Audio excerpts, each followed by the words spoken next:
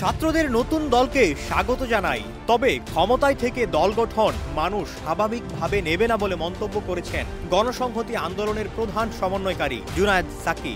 ৩১ জানুয়ারি বিকেলে রাজধানীর শাহবাগে বাংলাদেশ ছাত্র ফেডারেশনের ৪০তম প্রতিষ্ঠা বার্ষিকী অনুষ্ঠানে এমন মন্তব্য করেন তিনি। ছাত্ররা নতুন দল করতে চাইছে, আমরা স্বাগত জানাই, কিন্তু ক্ষমতায় থেকে দল গঠন বাংলাদেশের মানুষ ভালোভাবে নেয় না। সাকি বলেন, নতুন বাংলাদেশে চাইলেই অভ্যুত্থানের চেতনা ধারণ করতে হবে। গণতান্ত্রিক শক্তি গড়ে উঠবে তরুণদের মাধ্যমে, সেজন্য নতুন পথে হাঁটার সক্ষমতা অর্জন করতে হবে। অন্তর্বর্তী সরকারকে রাজনৈতিক দলের সহযোগিতা নেওয়ার আহ্বান জানিয়েছেন জুনায়েদ সাকি। সমাবেশে আরও বক্তব্য রাখেন ছাত্র ফেডারেশনের সাবেক ও বর্তমান নেতৃবৃন্দ।